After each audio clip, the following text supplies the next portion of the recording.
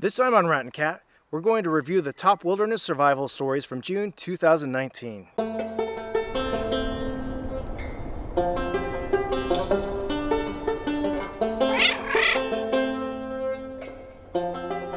Welcome to Rat and Cat, where we search, survive, and explore. I'm Nikia.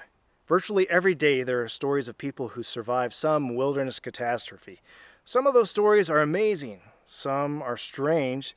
All of them have lessons for us to learn for when we're out on our next wilderness adventure. So let's get started with mountain survivors. Recently we've heard a lot of stories of tragedy coming from the mountains of Asia, but there are survival stories too. On June 18, in northern Pakistan, several climbers were returning from scaling a peak in the Hindu Kush range when an avalanche struck, killing a Pakistani member of the team and trapping 6 others. Team leader Tarchizio Bala, 57, well known in mountaineering circles, said the mountain suddenly changed and felt as if the whole thing was falling on us. Bello said despite injuries to his right arm, leg, and shoulder, he continued helping the team members to reach a camp which their injured guides and porters had also reached.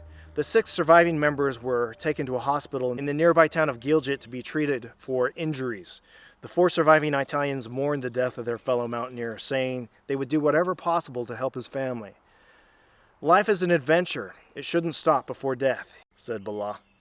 A 73-year-old hiker was reported missing on June 23 after becoming separated from his group near Mount Waterman, California.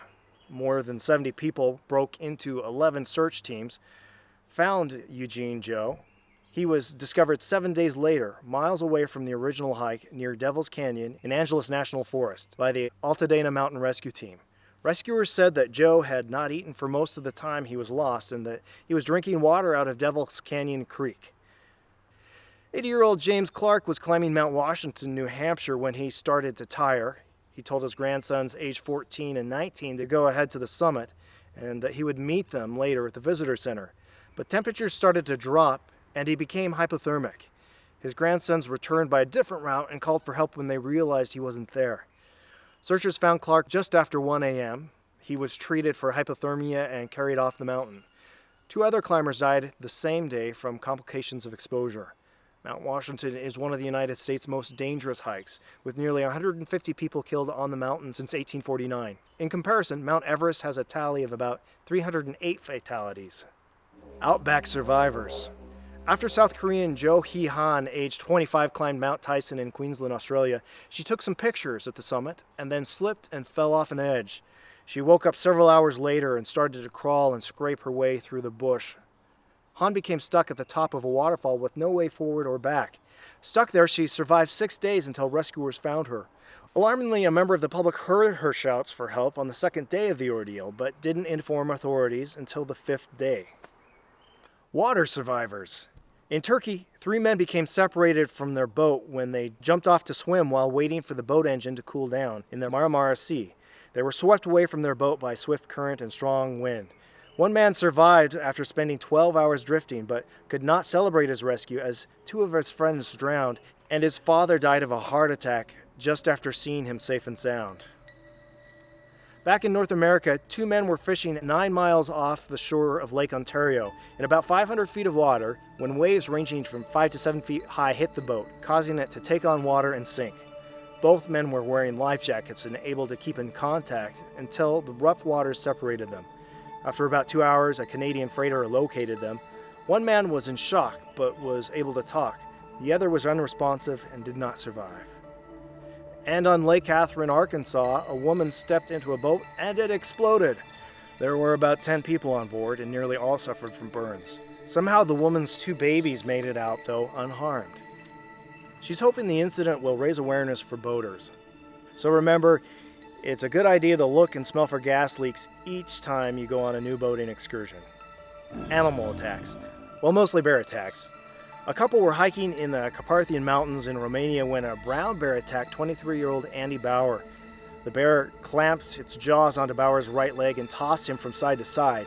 His girlfriend, Laura Booth, 23, was walking 20 feet behind him and had read about how to fend off bear attacks and screamed for him to punch it in the eye. He did, and it worked.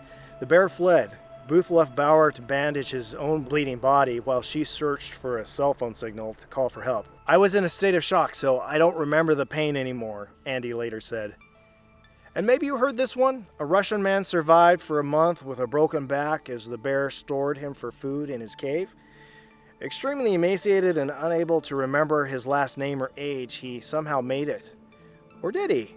While the story appeared on many websites and news outlets, it seems that there's no first-hand reports.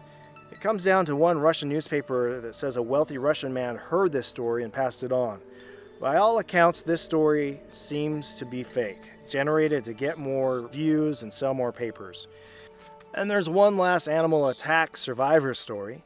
At Fort Macon State Park in North Carolina, a 17-year-old girl was bitten by a shark and suffered severe injuries to her leg and pelvic and hand areas. Fortunately, her last report said she's in good condition. Now moving on to Afraid of Heights. I didn't know falling into volcanoes was a regular thing until I started this series. In Oregon, a man fell 800 feet down the sheer walls of Crater Lake National Park. A helicopter was used to hoist him out after a rope team was unable to reach him. Evidently, there's worse places to fall in the caldera. It rises as much as 2,000 feet in other places. Don't get too close, warned officials at Crater Lake National Park. On Sunday, June 16, a 27-year-old mountaineer had the scare of his life when he slipped and fell nearly 1,000 feet on the Bayonnais Glacier, France. A medical team recovered the young man by civil security helicopter. Despite having fallen nearly 1,000 feet, he was fortunate enough to survive with only slight injuries.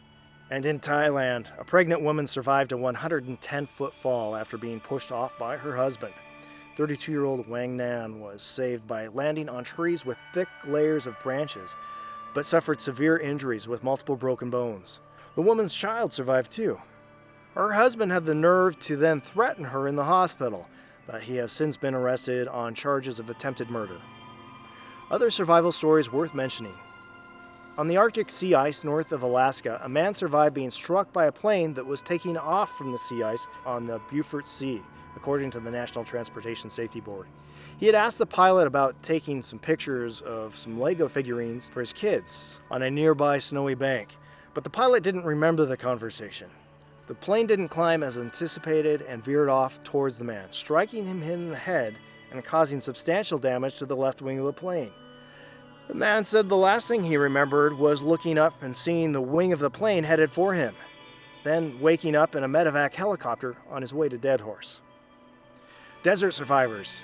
A puppy named Bella survived 2 weeks in the desert after a severe car accident where the driver, Michael Crocker, fell asleep and veered off the road. The car went into the ditch, hit a sign, and rolled back onto the road. Crocker's thumb had to be amputated from the accident with a skin graft taken from his thigh, but the puppy disappeared during the crash.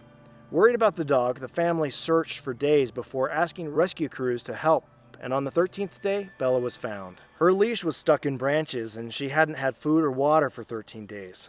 But after being given a blood transfusion and treated for an infection, Bella is on the road to recovery. And those are the top wilderness survival stories for June 2019. If you enjoyed this video, I invite you to subscribe and click on this link to watch other videos from my top survival stories playlist. And I'll be adding to it in the future. Until next time, I'm Nikia, and this is Rat and Cat. Get out there, be safe, and enjoy the wild.